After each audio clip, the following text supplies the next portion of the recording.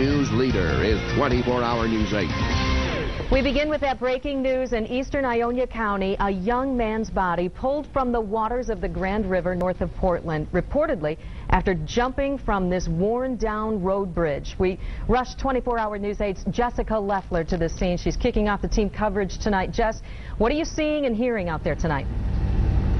Hi, Sue. They just pulled all of the rescue crews off of the scene. We were out here, supposedly they were out here searching around 2 o'clock. We're told by police that he was out here with his friends, and many of the neighbors nearby said that they didn't know who these kids were, but commonly a lot of kids jump off of this bridge. They say it's almost a rite of passage here, that a lot of kids just jump off of the bridge. There are multiple signs around this area that say do not jump off the bridge, no trespassing. As you can see right here, road ends.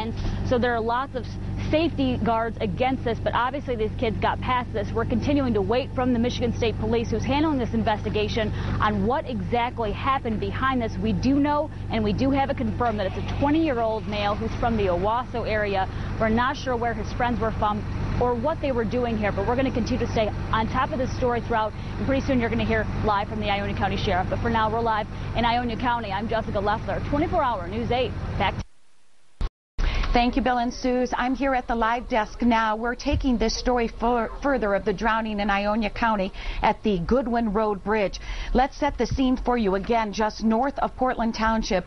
That bridge on the backwater to Consumer Energy's Weber Dam. The bridge has been closed for years, the decking on it nearly gone. The structural defects of the bridge, plus its isolated area, making it a very dangerous place for people who are jumping into the water from there. And that is the problem that we are looking at tonight. We are going to go out back live to the scene. We're going to talk to Ionia County Sheriff Dwayne Dennis. Sheriff, we thank you so much for joining us tonight. Can you hear me? I hear you well, Suze. Great. Sheriff, can you tell me how often are your crews out to that bridge because of calls that you get about people trying to jump off or fish or whatever?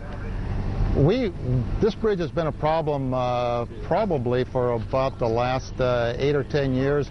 And I checked with dispatch on my way out here today, Suze, and I think we have responded here between 6 and 10 times this year with people partying here.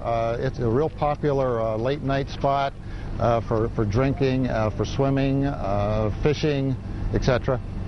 Can you tell us, I mean, obviously we had a drowning today. What are you most worried about? Drownings there? I know you told me that the bridge is structurally unsound and unsafe. Are you worried that it would throw people off, crumble? What's the concern there tonight?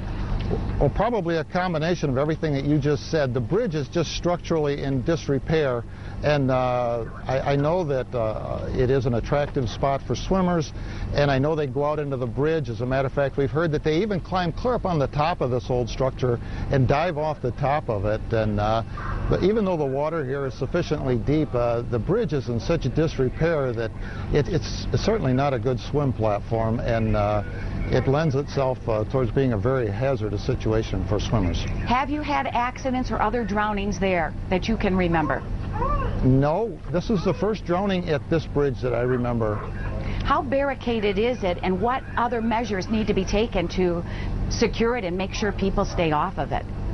Well, I know that there's been an effort by the Road Commission to keep people away. It is fenced off. It's adequately signaged. There's a warning sign right at the bridge telling people stay back, telling them not to trespass on the bridge. I just don't know what else we can do to keep people away. Do you cite people when you are called out there on a police call? Do you cite them? Do you ticket them? What happens? Well, I'm not sure I can answer that. I don't know for sure, but we certainly have responded here many times and kicked people out.